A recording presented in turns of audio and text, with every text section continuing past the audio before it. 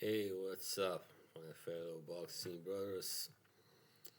All right, yeah, we finally got a weekend where there is more than one fight we're talking about. Yeah, well, all right, we have two big fights this weekend, and first one is a super featherweight fight between Emmanuel Navarrete and Oscar Valdez. Yes, it's in the for the WBO super featherweight title. I mean, I don't know if Navarrete is still the champion. I mean, because he did win it against well against Liam Wilson, yeah, but he then moved up to lightweight, so I guess he's not holding it now.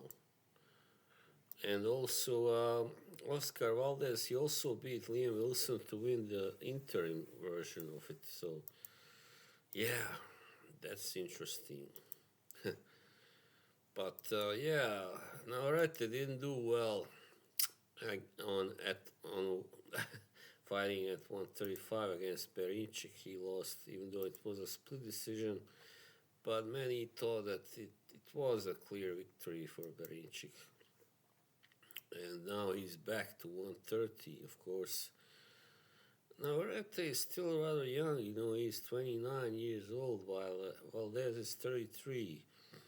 I mean, neither of them are old, but Valdez has been through some tough fights, I guess, and he already lost to Navarrete for this same belt, in 2023 by a unanimous decision. And of course, he lost to Shakur Stevenson before that. And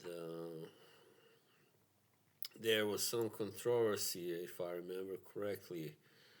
Yeah, some kind of doping, I guess, controversy surrounding him, but it was never really proven that he had used anything illegal, but it is possible. Anyway, now he's clean and he can fight. He can fight again at highest level. So that fight that he had, the only fight this year he's had, it was against Liam Wilson, who's not exactly a world beater.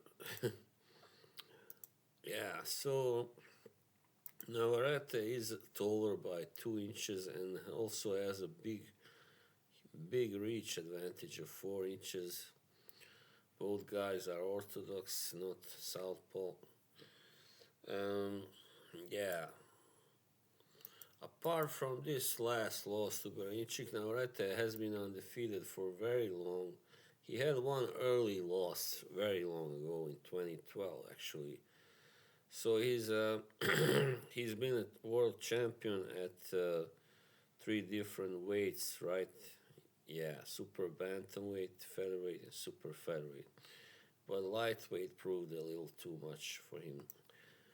Too big a task so far. So yeah, I mean, Navarrete has been one of the most dominant and impressive fighters in the lower divisions, definitely in the last few years. So I must say I expect him to win this fight. While Valdez, there are big question marks around his form in general.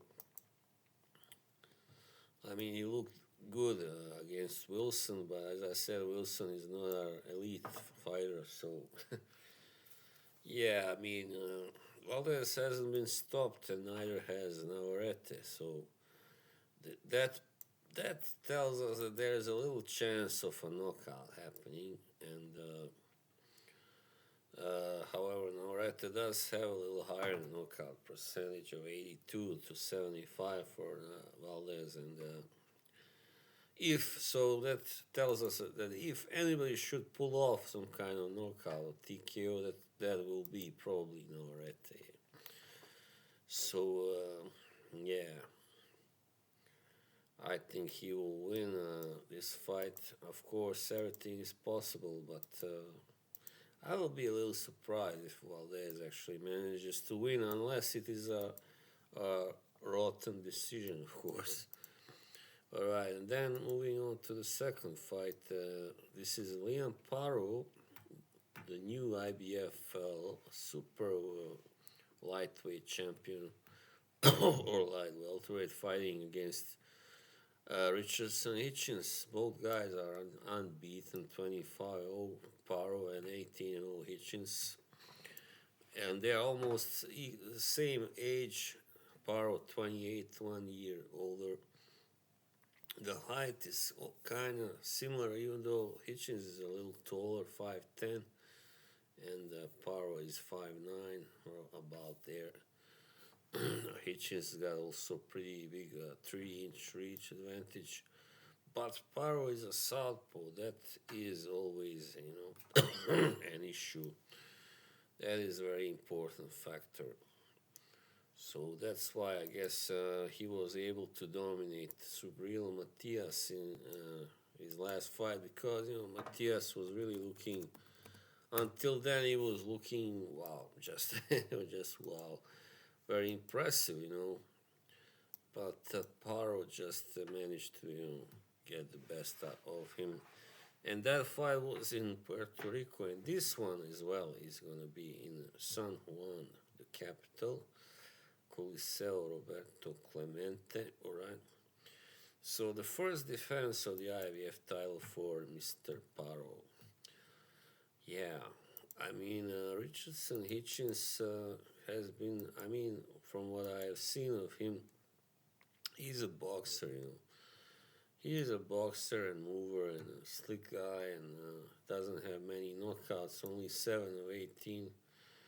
And yeah, he uses his height and reach, and Paro actually, he's not a big puncher, but he's got 15 knockouts of 25. So yeah, that's 60% KO and only 39 for Hitchins. So, but yeah, this will be a different fight. I bet for Paro than the last one, because Hitchins is not an offensive fighter, a whirlwind fighter like Matias. He's, as I said, a slick fighter, boxer, technical fighter. And but I'm happy that this fight isn't in USA, because it would be harder for Paro to get a decision if he won. So, but yeah, nowadays, they're so hard to predict anything, because you don't know how the judges will go, whether they will be fair or not. So that's why I kind of stopped really making these big predictions. I now only say what I think will happen, but of course you can never know. Um, yeah, it kind of feels a little like, I don't know, ungrateful really to be doing predictions of fights now. But back to this fight, I was really impressed by Paro, and I know he's a quality fighter. He actually has scored a few knockouts. Recently knocked out Montana Love in 6 rounds, and Brock Jarvis in 1. And Jarvis was actually unbeaten at the time. He was 20-0. So the guy has some power, definitely. And yeah, it's just that he's been through has had some tough fights, and yeah. So I don't know really. I mean, it will be a hard fight, a close fight, definitely. It will be a pretty tactical fight, I think, from at least from Hitchins' side, and Leon Paro will try to, use his southpaw style and stance to confuse Hitchins. Whether that will succeed, I don't know. We'll see, but succeed. But Yeah, I expect a really close fight, and I just hope the right guy gets it. We don't want to see one of those dodgy split decisions. And yeah, I just don't like. Nobody likes when the wrong guy gets it. Even though when a fight is very close, you might say it's not a big injustice or robbery when if the wrong guy does get it, but still it is a little unfortunate when it comes to when a world title is at stake. If a guy didn't deserve to lose, but he still loses his title because of a dodgy decision. So yeah, I think I don't know really who wins. Well, I'm not gonna predict anything. All right, but I hope it will be. I think it will be a good, enjoyable fight. So it can go either way, people. That's what I think. It can go either way. I don't predict. I only say when I think. So, like in the first fight, I think Navarrete is more likely to win. I say that he's more likely to win. But when here, it's hard to say. Really, very hard. Paro has proven that he really is, you know, a top dog, and so has Hitchins. But from another side, if you look at, I mean, who has the better, or I mean, Hitchens' best victory was against Jose Zepeda, who was, already on the slide, one might say, in a way, yeah, probably against after he was knocked out by Prograis, while the best victory of Paro looks really good on paper against Matias, and yeah, I would say maybe Matias is even a little better fighter, maybe than Zepeda has ever been. I don't know, but definitely on paper, if we look at that from that perspective, then if you look at it mathematically, then it says that probably Paro will win. But it's hard. You cannot do it that way. So it is styles, as they say. So many times I heard